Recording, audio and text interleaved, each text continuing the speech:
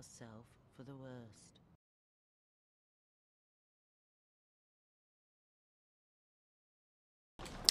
Welcome back, everybody, to episode 2 of Journeys of the Old, chapter 1, The Worst Hunt in History.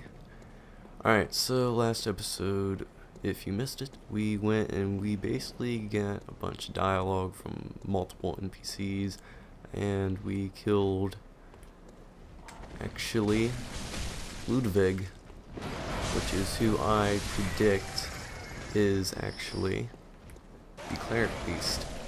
Now, that's supported by few things. He gives you the...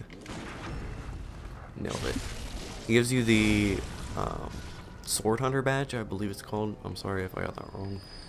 Which was owned by Ludwig, most likely, because he is the one that led the hunts in this section of the area. And right here soon, we're going to actually see where you kind of realize how that's significant just before the shortcut in here. Now, as much as that, you know, kind of doesn't seem very noteworthy, it becomes very noteworthy whenever you know the backstory of Ludwig and German, Willem, and I'm forgetting his name. The L named guy. I'll put it on screen. I can't freaking remember it. But it's whoa, that damage. Very, very interesting whenever you start thinking about how exactly you could become a beast. And something I've really been trying to look into is how people become beasts, because it seems like whenever they do become beasts, and I totally did this by accident. Used to Dark Souls. Alright, anyway, whenever they do become beasts, it's in a time that's very, almost, comedic, if it's by accident. Like, in Dark Souls, you know, you had... Why is German not here? Ooh, is this one of those, special times where he's over here? No, it's not. Yeah, I have no clue where he is at. Oh, yeah, I got that. But... in Dark Souls, you know, you became hollow whenever you gave up. In this game, if you give up, you just stop reviving. That's the lore behind that. For quitting and everything, you know, they have to put that in. It's very, very needed. It's very part of the universe for a reason behind death. But, it seems with Vicar Amelia, and we'll see that later, is that she is very trying to hold on to almost her sanity.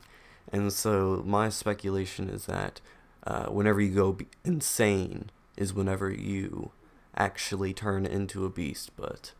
And you go insane from, you know, different illnesses and the blood and everything. But let's see what this mysterious doll has to say, shall we? Hello, good hunter. I am a doll, here in this dream to look after you. Honorable hunter, pursue the echoes of blood, and I will channel them into your strength. You will hunt beasts, and I will be here for you, to embolden your sickly spirit. Did you speak with German? He was a hunter long, long ago, but now serves only to advise them. He is obscure, unseen in the dreaming world. Still, he stays here, in this dream. Such is his purpose. Ah, the little ones, inhabitants of the dream. They find hunters like yourself, worship and serve them. Speak words they do not, but still, aren't they sweet? Ah, the little... Very well. Let the echoes become your strength. Let me stand close. Now shut your eyes.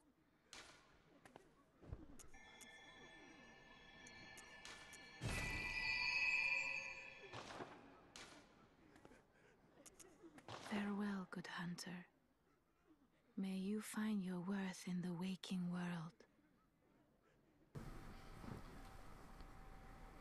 Alright, so a lot of interesting dialogue there. The most interesting, I think, is one, the messengers, the little ones as she calls them, and two, the dialogue about Gurman, how he's unseen in the dreaming world besides whenever he helps people. Now, I haven't really found a lore explanation for that, besides possibly that Gurman may be consulting with the Great One of the Moon Presence, and sorry if I just spoiled that for you, but I'm positive everyone by now has beat the game in all 3 modes. And the Moon Presence embraced him and like gave him compassion, and I'll talk about that later, so I'll see you guys in a sec. Alright, so we're back in, and again, the level design comes up here with the first shortcut of the game, really. Well, actually more like the second one, because there's the one by the executioner guy at the bottom of those stairs over there and everything. But, really, this is the first major one, and whenever we come in here, we will read a note that I was talking about earlier. This guy normally drops, yeah, bullets. Alright, so, when the hunt began, the Healing Church left us, blocking the great bridge to the cathedral ward, as Old Yarnum burned to the ground that moonlit night. So Old Yarnum comes up later, and we go to it, and that is one of my favorite lore areas of the game, and I'm really gonna need to focus on that. It's probably gonna be the one after the Mikolash video, which is gonna be long and gonna take me a long time to make. I've been working on it for 3 weeks now. Alright, so as I deal with these guys, I'll try to focus on also talking about the lore that I think is fun. But with Old Yarnum, the ashen blood spread out. And what's interesting is, from a timeline segment and look from the lore, it seems to be that it literally happened right whenever the Healing Church started coming up. Now, some people think that the Healing Church actually caused the spread of ashen blood, getting tongue-tied, ashen blood disease to spread. However, there's a lot of evidence against that, but I'm gonna have to actually agree with that because there's a lot more evidence proving it. For instance, the choir uses poison knives, which the poison is ashen blood, the disease in liquid form that you inject into people with the knives. Now, it said that these weren't actually used in, and we'll talk to her lady, sorry. Her later, lady, sorry. But they said that these were not to be used in hunts, but instead to be used in the, sorry, it doesn't say anything besides that. It says it's not to be used on the hunt, as it works too slow. Now, what do you go slow in? Sabotage. So, honestly, I do think that the Healing Church probably did poison some kind of waterway, food source, you know, stuff like that. But, we have my favorite NPC in the game. Well, second favorite, really. Let's talk to her. Oh, a hunter, are you? And an outsider? What a mess you've been caught up in. And tonight of all nights. Here, to welcome the new hunter. Prepare yourself, there are no humans left. They're all flesh-hungry beasts now.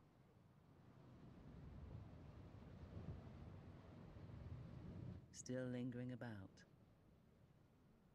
What's wrong? A hunter unnerved by a few beasts? No matter. without fear in our hearts. We're little different from the beasts themselves. What are you still doing here? Enough trembling in your boots. A hunter must hunt. What are you still in? A hunter must hunt. Alright, so, sorry I skipped again whenever that item thing came up. That really sucks. She would have said the big quote for this series, prepare yourself for the worst hunt in history. And she's actually the one that kind of came up with that, because this is actually literally supposed to be, from a lore perspective and gameplay, the worst hunt that's ever happened before. Now, why that is, I can't really say. It's probably just for, you know, gameplay aspects of the game. I need to really deal with these guys, gun shooters fast. Ooh, that guy just destroyed my life. But that just goes along with the theme of this, the worst hunt in history. Crap. Crud Muffin, man. Alright, heck with him. But here, another interesting gameplay kind of level design aspect. You can see all the rafters above us. Very good for plunging attack practice and all that good stuff. But we're gonna skip all that good stuff and continue on past all these guys. So here we're gonna see that there is a gigantic pig on the other side of this sewer, and that comes in handy, or not handy, the opposite, later on in some of the stories, and we'll mess them up real bad, you know. It's worth it though, you know, the unenjoyness of having to go through that, you know, sticking the hand like that. And if we come up over here, we're going to kind of sneak around a trap that's actually set up. Again, with the level design, it's amazing. Now, if you remember from the last episode, and I just remembered something, I forgot to ring the sinister bell again. Crud Muffin. Alright, well, I'm going to start actually making a rule for this, because I'm forgetting it way, way, way too much. If I don't ring the sinister bell again, I have to jump off a cliff and lose all my blood echoes, which is a pain because I have a freaking lot. Alright, let's go. Now, you can see that kind of boulder thing went away because they kicked it down, and these guys are for some reason still alive. I think that happens on NG+ because they have so much health. I don't think that damage from that trap actually scales. Yeah, see, all of them got hit with that. It's not really hurting them that much. It's doing about 500 damage maybe. Alright, let's go. And yep, just useless stuff. I'm trying to think if there is something else I need to go look at. I don't think I... Yes, hold on. I need to go back down. We need to go talk to another NPC before we go fight this next boss. So, this. I actually should silence this because all it's supposed to do is bring the Bell Maiden in so that I can get invaded. But, you know, I don't really care. More PvP action. Besides, I don't think I'm gonna get summoned in. Not a lot of people co-op in this game. It's not really suggested a lot to do so, which really sucks because, like, invasions are crap, but it's whatever. Excuse me. Alright, we'll head up these ladders and we'll talk to that NPC. I think there's actually a pretty good item to get down here whenever you're just starting the game. I think it's like a level 4 cold blood, if I'm not mistaken, which I could be. We'll see in a sec. But, you never know. Let's go check. Yeah, I'll buy all these crows. And... oh, it's the first madman of knowledge, that's what it is. Where is that cold blood then? I know there's a level 4 cold blood that you can get somewhere. Alright, no backstab. And oh my gosh. Dude. Alright, I'll see you guys back in that exact same spot. Alright, we are back, and this time we're actually gonna kill this fool. See how much damage we're doing. And that is not a healthy amount of damage from him. That's for sure. Ooh, just barely got it. And we got the visceral with the rally. Always awesome to get. And up here. Ascend the ladder, stupid. Up here we'll talk to that NPC. And you don't want to open the gate up here, by the way, right away, or else guys can possibly come in. Alright, I'll mute my mic and we'll see what she has to say. Who are you? I don't know your voice, but I know that smell. Are you a hunter? Please go look for my mum. Daddy never came back from the hunt, and she went to find him, but now she's gone too. I'm all alone and scared. Really? Oh, thank you. My mum wears a red jeweled brooch. It's so big and beautiful. You won't miss it. Oh, I mustn't forget. If you find my mum, give her this music box. It plays one of Daddy's favourite songs. And when Daddy forgets us, we play it for him so he remembers. Mum's so silly running off without it. My mum wears a red jeweled brooch. It's so big and beautiful. You won't miss it. Oh, and if you find her, give her this music box. Please, I know you can do it. My mum wears it so big. Oh, and if please. Alright, so we know who we're looking for here. And it's very interesting if we look at the description of that tiny music box.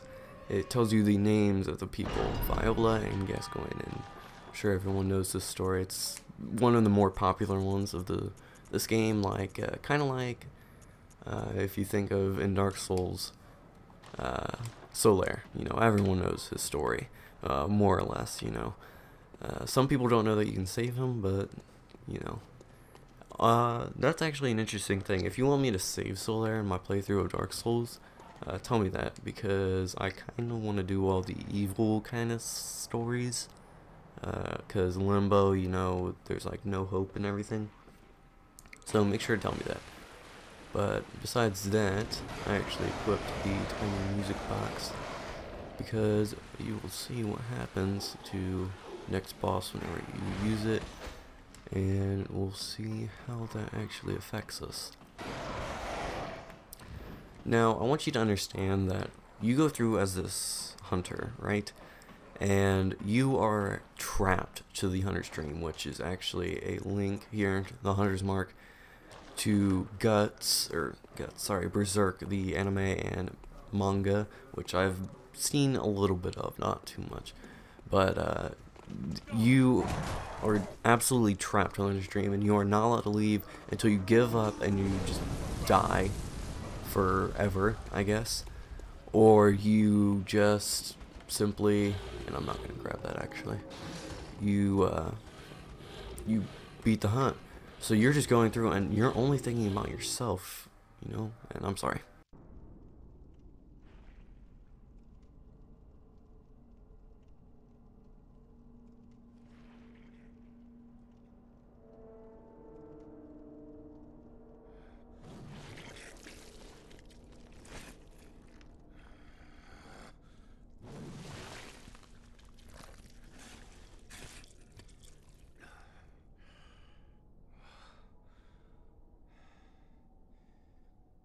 Beasts all over the shop.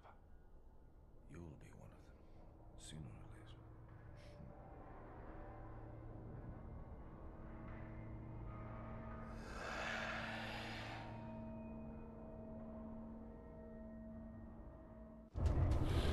later. And Father, I guess, what the? Dude, freaking Clams 2.0, man. Throwing off my game. Alright, well, we're just going through and we're just killing things without really understanding them. Oh, that wasn't good. Let's go, Gascoigne. Come on, man. Let's go. Let's go. We got this. Oh, man. Nice one. Alright, well, obviously, this is that girl's father, and he is going insane. And that kind of supports my theory of whenever you go insane is whenever you turn into beast, as you'll see here in a second. However, this also supports another one of my theories of whenever you turn into a beast, you aren't completely not right, you know, and you'll see why here in a sec. Alright, man, I'm focusing like crazy here. Sorry, I get into this fight. It's one of my favorite fights. There we go. First actual visceral attack, man. Jeez. You can see I'm dealing some massive damage, though. And, that is because, you know, I'm just a beast like that. Alright, now this is where I freaking get bad. Alright, crud. See, the trick is that you don't want to spam roll. You want to wait and recover as you, man, I'm gonna destroy this guy. I need to be careful. Alright, he's gonna, there you go. So he's actually turned into a beast now. He's craving blood and he's smelling your blood, which is what's making him go crazy. Now planting the music box reminds him of his wife and his daughter and bringing him closer to his sanity and remembering things. Alright, well, that's that. Sorry, Papa G, man. Rip in peace. And, we're gonna have to, come see what's up here, you know? There's an item that's been promised to me during the fight. This is another thing where, like, they want you to see that and be like, oh, dude, I want that, you know? Maybe you're having trouble with the boss, you know? You're like, you know what, man, heck with it. I'm just gonna go grab the item and see, you know, what it is. And you pick it up and you're like, it's the brooch. That's the lady that little girl was talking about. And then you read the item description of the music box, like, well, where can I use this then? And you see, you're like, crap, this guy just killed his wife. And we just killed that little girl's father, and he killed her mother. And you're like, dude, I'm a freaking jerk. You know, what have I done? Like, maybe I could have helped the dude. Maybe I could have, you know, done this. He just stood in my way and started attacking me, you know? And you could have spared him, you could have ran away, you know, but you killed him.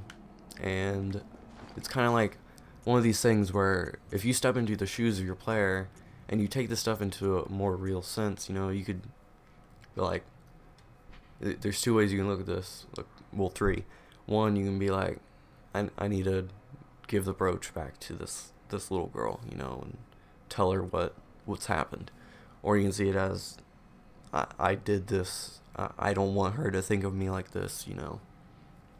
Or you can read the item description and see, engraved with the name Viola. Perhaps this jewel is a gift from a hunter used to change into a droplet blood gem that fortifies any weapon. And you can see more of the evil part of this role-playing aspect, where you're like, you know, that could be kind of useful. And just forget about the little girl. I won't tell her nothing.